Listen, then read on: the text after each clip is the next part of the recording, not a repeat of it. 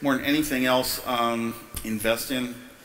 Probably artificial intelligence, natural language recognition, making our machines someday talk back to us like real humans. It's scary because I don't know if it's a good thing or a bad thing. Elon Musk said it was probably the biggest threat our universe is going to face. I have been saying that for 3 years.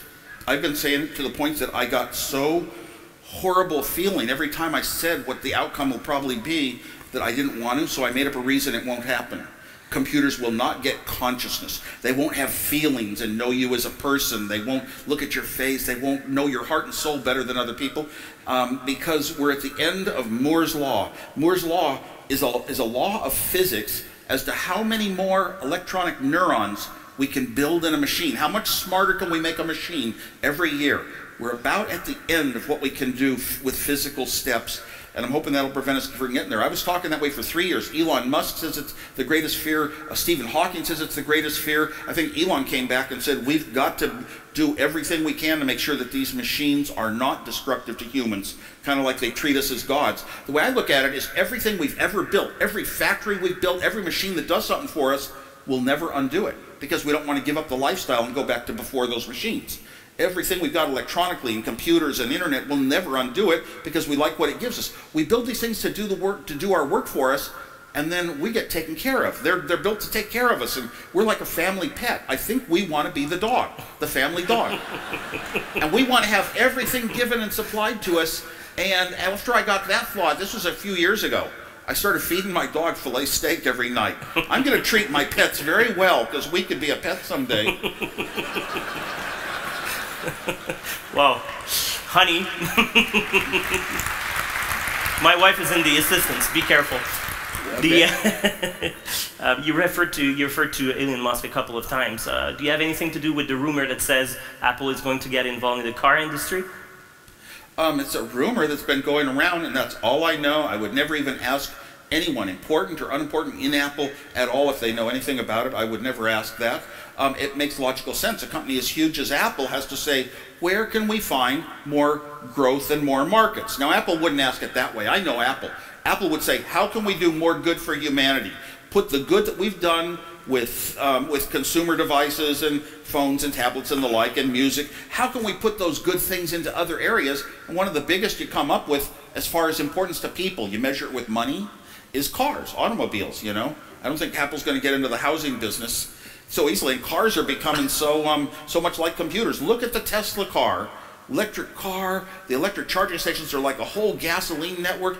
Elon Musk, you know, he designed that car for himself and his family. He actually told me in an email that he made it so safe for his own children, and the first 6 supercharging stations where you could drive for 3 hours and charge for 1 hour, they were between his home in Los Angeles and the factory up in Fremont, California. You know, figure it out. When you build a product for yourself, it's so good. But the model of the company, you go in to buy this car, the Tesla, and I was surprised when my wife said we could get one. I didn't think she's frugal Kansas type, and I didn't think she'd ever say, okay. So we went in and they said, for the life of the car, you get free charging at the supercharger stations on the road.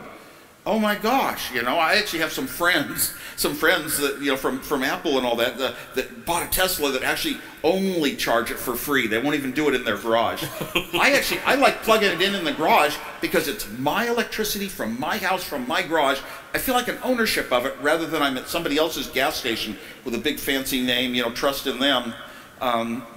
Something good about it, but the model of the company, the business model, the way they sell it online, a car company started from nothing to be that successful.